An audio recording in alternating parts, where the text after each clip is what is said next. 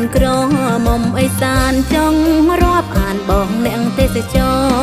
អេសានល្អល្អអូនកំដរប្រងបវបាននិទាខាងរដូវផ្ការីកនៅគ្រប់ទីឋានងូតទឹកជ្រោះកំសាន្តមុនសម្រានបានលំហើ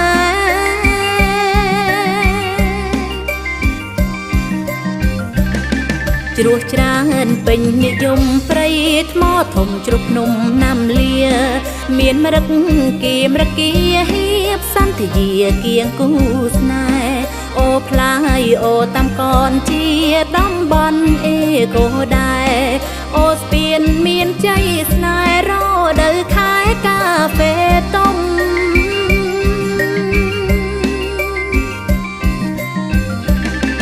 បន្លាជនជាតិភ្នងឈ្មោះតាតូនដងជើងភ្នំ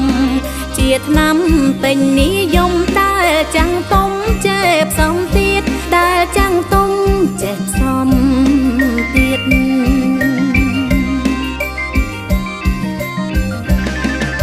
ស្ងួនអើយអូហាអូហាអូអូណយហាអូអូណយអូណូអូណូអូណូ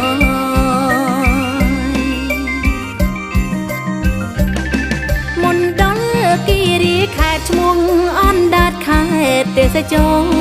ភូមិភាគអេសានល្អពាណិជ្ជករចំរជនជាតិបន្លែទុំពាំងខ្លីព្រិចប្រងប្រៃខៀរមៀតជន់លុងព្រីងប្រុងព្រាតចេកល្មុតទៀបច្រើនត្រៀបត្រាផ្ទះស្នាក់សន្តាគារភោជនីឈ្ងុយឆ្ងាញ់ពីងសា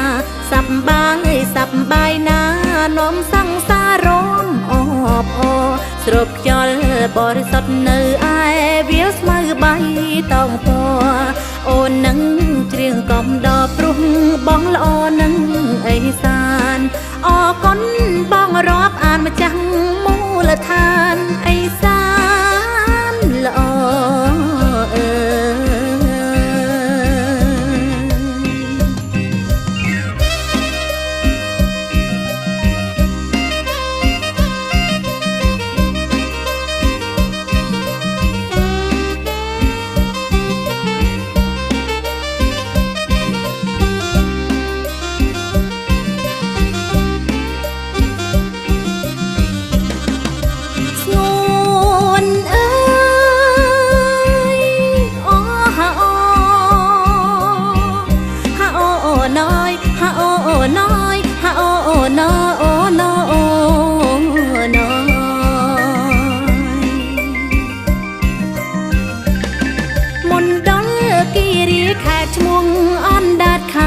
ទេសចរភូមិភាគអេសានល្អពាណិជ្ជករចំរជនជាតិបន្លែទុំពាំងខ្លីព្រិចប្រងប្រៃខៀរមៀតជន់លុងព្រីងប្រុងព្រាតចេកល្មុតទៀបច្រើនត្រៀបត្រាផ្ទះស្នាក់សន្តាគារភោជនីឈ្ងុយឆ្ងាញ់ពីងសាសប្បាយណានាំសង្សារមអបអស្រូបខ្យល់បរិសុទ្ធនៅឯវាស្មៅបៃតងពណ៌អូននឹងច្រៀងកំដរព្រោះបងល្អនឹង